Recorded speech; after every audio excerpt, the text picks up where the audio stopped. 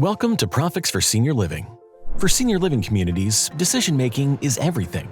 Therefore, we must be able to plan and forecast our revenues and costs accurately to support the decisions we make.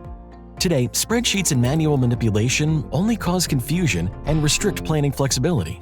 For an industry as complex as senior living, we need to be as agile as possible to stay on pace with the ever-changing environment. Let's see how Prophix can take your financial processes to the next level. When you log into Prophix, you are always presented with your customized dashboard, giving you real-time information on some of your most vital KPIs. As you see here, I can see the revenue for my communities by region in a bar chart, my revenue by service in a pie chart, and of course, my payer mix to better understand my receivables and collections process. I also see critical census information such as my average census, my average occupancy percentage, as well as how many hours per day are being provided to my residents. Furthermore, on this dashboard, I can also see my favorite reports that are easily accessible with one click, as well as my workflow tasks that have been assigned to me during the budgeting and forecasting process. I also get a visual representation in a map that shows me exactly where my revenues are concentrated. If I go up to my revenue by region now, I can see that in the Northeast region, there's less than favorable variance here. As this is an interactive chart, by navigating to the Northeast bar, I can drill down to see the communities that make up this region. I can see instantly now that it is Shady Pines that is contributing to the negative variance here.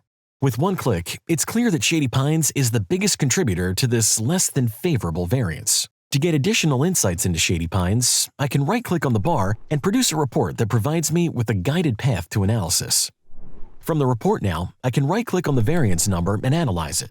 This brings me to an ad hoc analysis view. After expanding Northeast, I can drag my departments onto Shady Pines. It's clear right away that the independent living department is what's causing this variance. With this information, I can take the necessary steps to make sure we eliminate this variance during my next revenue planning process. Returning to my dashboard now, I've been assigned the task to update my revenue forecast for Shady Pines. By navigating to the My Tasks section, I can click right on the task entitled Room Revenue Planning, which will redirect me to a data entry report. From this report, I can filter by both community and housing type. It's important to note, however, that I will only see the areas in which my administrator has granted me permission to see.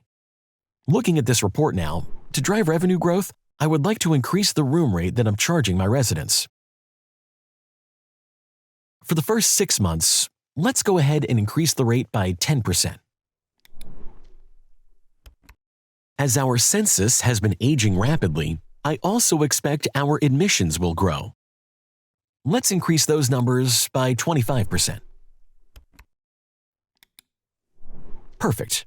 By hitting refresh, I will now see the updated total room revenue number that I should expect at the end of each month.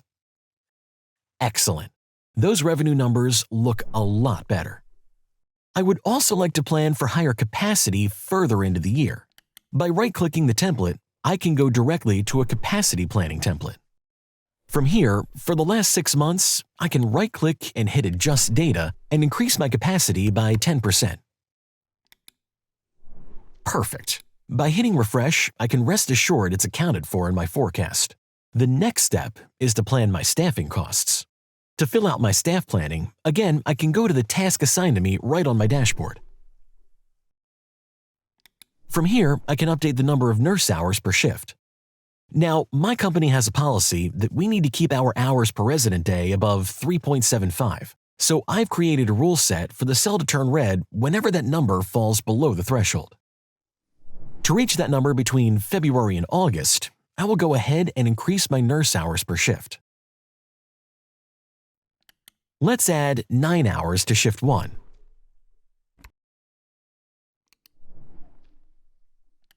An additional 9 hours to shift 2. And for shift 3, between June and August, I will go ahead and add 10 nursing hours. By hitting refresh, I should be able to see if my hours per resident day goes above the 3.75 threshold. As you can see, there's still a number below it in August. So I will go ahead and add 2 nursing hours to August. Now I can clearly see that all of my numbers are above my organizational threshold. The next step will be to increase my wages, as I'd like to account for a 10% cost of living increase, by filtering from hours to hourly rates on the left. In highlighting the full year, I can go ahead and take the $34 wage for Shift 1 and increase it by 10%. I can do the same for Shift 2.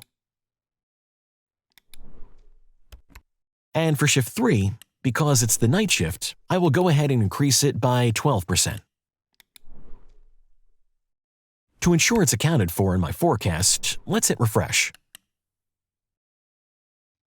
Perfect.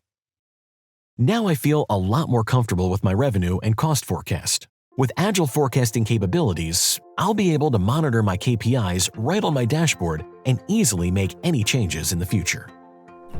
Thank you for learning that with Prophix, a single source of the truth is possible.